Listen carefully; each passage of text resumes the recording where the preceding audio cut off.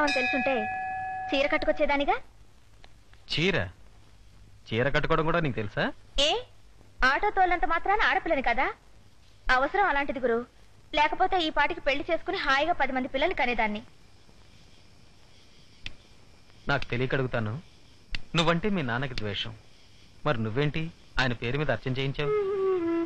నాకు హాస్పిటల్లోనే తెలిసింది. ఎంతైనా తండ్రి కదా, ఆడపిల్లలంటే చిన్న చూపు, నేనంటే అసహ్యం. రెండో పెళ్ళాం కూతుని కదా, ఆడపిల్లలం బయటికెళ్ళి బ్రతకలేం అన్నాడు. పట్టుదలతో వచ్చేసాం, బ్రతుకుతున్నాం. కానీ నువ్వింత రిస్క్ తీసుకుని ఆటోతోలే బతకాలా? ఒళ్ళొంచి పనిచేస్తున్నామే గాని ఒళ్ళమ్ముకుని బ్రతకటం లేదుగా.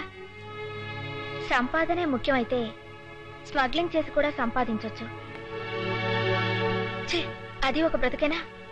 అనుక్షణం టెన్షన్, భయం, బెంగతో చావాలి. ఏ జన్మలో చేసిన పుణ్యమో అలాంటి మనిషి దగ్గర పనిచేయి. అదేమిటండి ఇంత చల్లగా ఉంటే మీకు చోటలు పోస్తున్నాయి? పరిస్థితి అలాంటిది. లేట్ అయింది, వెళ్తాం పద. వస్తాను.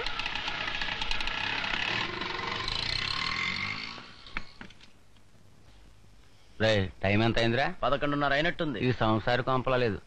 ఎవళ్ళకి ఇష్టం వచ్చినప్పుడు వాళ్ళు రావడం, ఎవరికి నచ్చిన వాళ్ళతో వాళ్ళు తిరగడం. వయసు వచ్చిందిగా, సంపాదనలో పడి ఉంటుంది. అమ్మో, ఎంత ఇస్తాన్నాడు ఏంటి? రేటు మాట్లాడటానికి మా నాన్న వస్తాడని చెప్పాను. కన్న పనితో మాట్లాడేదిగానే కన్నడమే గొప్ప విషయం అయితే పంది కూడా కంటుంది పిల్లల్ని. కన్న తండ్రికి కొన్ని బాధ్యతలుంటాయి.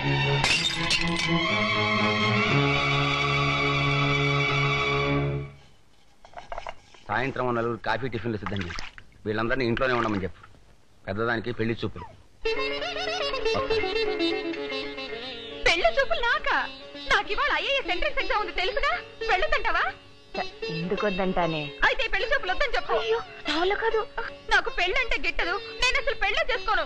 మీరు ఇలా బలవంత పెడితే నూతులు పడి చేస్తాను. లలిత అక్క, ఈ మాట మాతో కాదు, సాయంత్రం పెళ్లి వాళ్ళు వచ్చినప్పుడు నాన్న ముందు చెప్పు, అప్పుడు తెలుస్తుంది. ఎన్నాళ్ళు ముసుగులో బ్రతుకుతాం? రాని తాడో పేడ తేల్చుకుందాం. సావిత్రి, పెళ్లి వారు వచ్చేసారు. రండి రండి, కూర్చోండి. చూసావటే, వాళ్ళు వచ్చేసారు. లలిత ఇంకా రాలేదు. తీసుకురామని వాళ్ళు అడిగితే వాళ్ళ నోళ్ళు ముయించేద్దాం. అదేనమ్మా ఈ టిఫిన్ పెట్టి. సావిత్రి, అమ్మాయిదే. ఓ, ముస్తాబవుతుందా? వెళ్తా త్వరగా. గానీ ఇదేమిటండి మొగరాయిలా చొక్కా వేసుకుంది? ఇది పెళ్లి కూతురు కాదు కదా, నువ్వు ఊరుకో. అయ్యో, అమ్మాయి చాలా ముచ్చటగా ఉంది కదూ? అందరూ అలాగే అంటారండి, కానీ పెళ్లి కూతురు నేను కాదు, మా అక్క. మీరు వచ్చిన పని కానివ్వండి. అమ్మాయి ఇంట్లో లేదా? ఎక్కడికి వెళ్ళింది? పరీక్ష రాయడానికి. పరీక్ష రాయడానికా? ఏ పరీక్ష? అంటే నాకు తెలియకుండా ఈ కొంపలో చాలా జరుగుతుంది.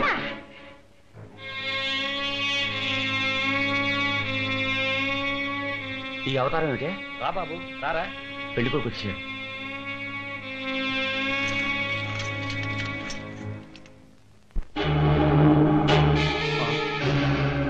పెళ్లి కొడుకు నువ్వా? భలే సంబంధం తెచ్చాడు మా నాన్న. ఏ లేరా? ఏంటే మాట్లాడు? నువ్వు లోపల వా. నువ్వు కూర్చో బాబు. లేరా లేరా? పచ్చి దొంగ తీసుకొచ్చి నా అక్క కట్టబట్టాలని చూస్తావా? మొన్నే వెళ్ళి పోలీసులకు పట్టించాను. చాలా గొప్ప మర్యాద చేసావయ్యా. అమ్మా రండి.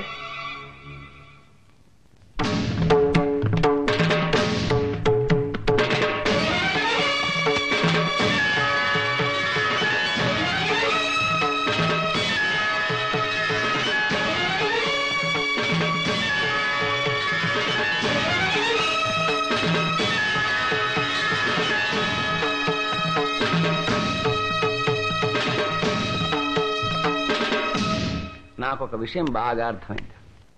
వీళ్ళని పుట్టించడానికి తప్ప ఇంకెందుకు వీళ్ళకి తండ్రక్కర్లేదు. అయినా వీళ్ళని నేనేమి అన్నా.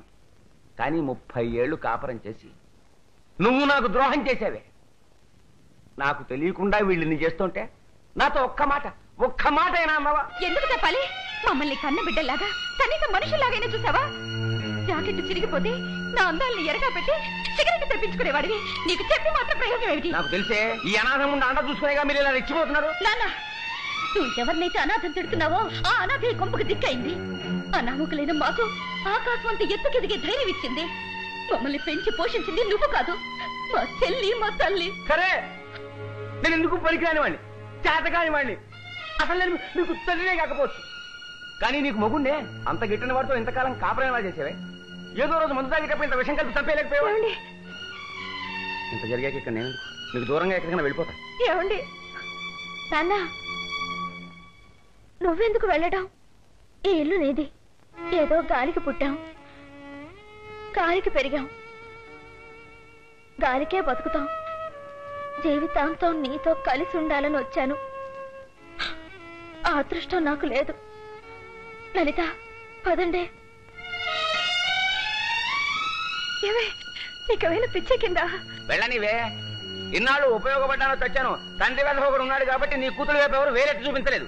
రేపటి నుంచి చూడు, దాని స్టూడెంటే దాని కొంగులు అవుతాడు, దీని టీచర్ దీన్ని పక్కలో పడుకోమంటాడు. ఇవి శాపనార్థాలు కావు, సత్యాలు. జరగబోయేది అది.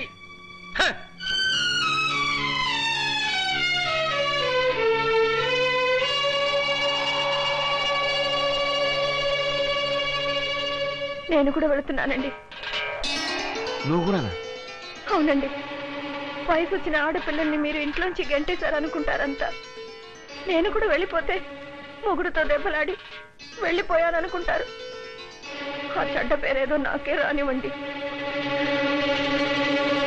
ఆగు, నన్ను వదిలేసి ఇల్లు వదిలేసి వెళ్ళిపోతున్నావంటే నేను చచ్చిపోయినట్టే లెక్క. నేను చచ్చిపోయాక నేను కట్టిన తాళి మాత్రం ఎందుకు?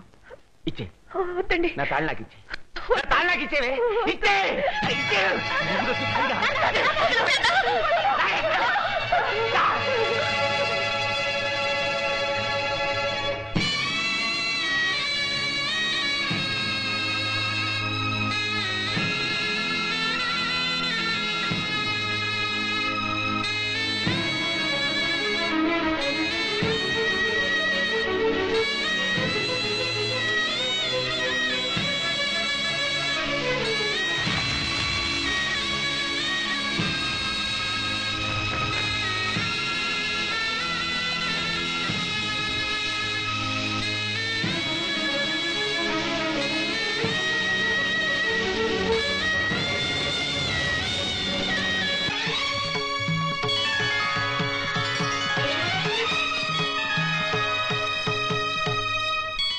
అమ్మా అమ్మా అమ్మా, పాలు పొంగుతున్నాయి.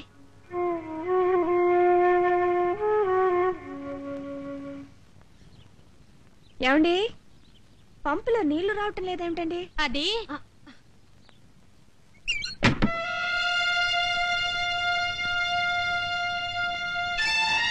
ఏమండి, ఏం అడిగినా మీరు నన్నేం అడగొద్దమ్మా.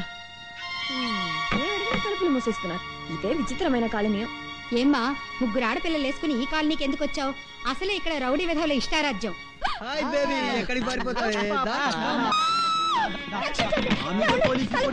ఇప్పుడు నేను ఎవరు కాపాడతారే?